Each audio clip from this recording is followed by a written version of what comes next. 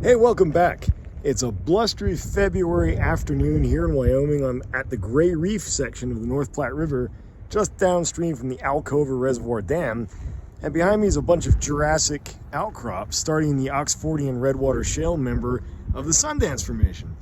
So I thought, hey, let's do a real-time walkthrough starting in the offshore marine Sundance, working our way up through the coastal plain and fully alluvial plain Morrison Formation, and see some of the cool lithology, fossils, and whatever else might be coming out. This is just right along the road. You can park here, do the same thing.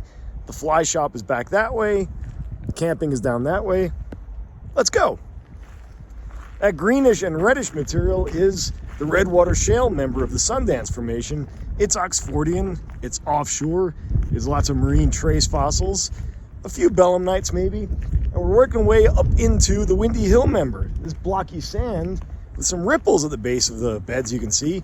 Also has pterosaur and dinosaur tracks in it. It's intertidal.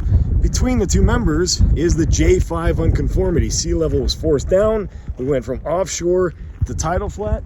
And lo and behold, now we're in the lagoons behind the tidal flat. This kind of greenish chlorite-rich material with some sands in it is the lagoons of the basal Morrison Formation. Yielding from the lagoonal muds to the sands, we're getting into the world of fluvial channel deposits. These fluvial channel deposits are what people know and love in the Morrison Formation. That's what's feeding all the sediment. Wait a minute, what's that I see? There are some cool load casts, or are they dinosaur tracks at the base of that channel? Let's take a look-see. They have the distinctive rounded shape of dinosaur tracks. Look at that. They actually are dinosaur tracks. Wow. So these are probably sauropods that were walking along in the floodplain, making massive imprints in that overbank material. The channel comes through, sand gets deposited, and you've got yourself a cast of a dinosaur track. That's pretty cool. They're all along the base of this channel. You can see the chlorite-rich zone under the channel where it's kind of a reducing floodplain. And here's the thalweg of the channel with the sandy deposits. The bar gets more heterolithic up here. And oh my goodness, what are these? There's actually some crayfish burrows in this channel. And they come down from the heterolithic, probably abandoned channel fill into the sandy bar below. Well, that's kind of interesting. So we can keep walking along and see what else we see in the sandy channel. There's some more, it looks like maybe some sinuous burrows in the base of that thing. Then the channel yields to more floodplain. So if we keep walking along, that kind of reddish material is the oxidized floodplain deposit that was lateral to the channel. It starts getting really heterolithic and flaggy up here. This could actually be a lacustrine. We could be getting into a lacustrine deltaic system. It's a possibility anyway. We'd have to really get in and take a look at what kind of invert fossils we have, or root traces, or microfossils.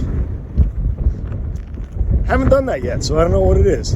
We'll have to come back and do that some other time.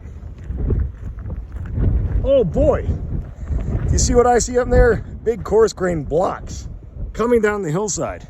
That's the Dakota Formation, or the Cloverleaf Formation. We're going from the Morrison here, which is our Jurassic, Kimmeridgian, Tithonian maybe, to lower Cretaceous.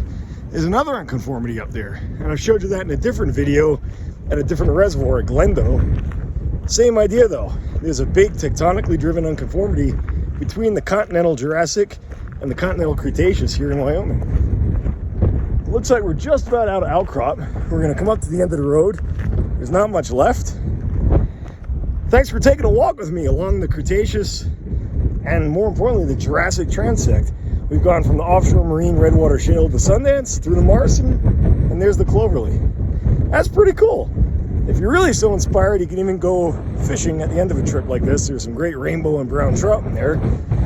I hope you'll get out, take a look at some rocks, fight the wind, fight the cold. It's totally worth it. You'll be glad you did. Thanks for watching.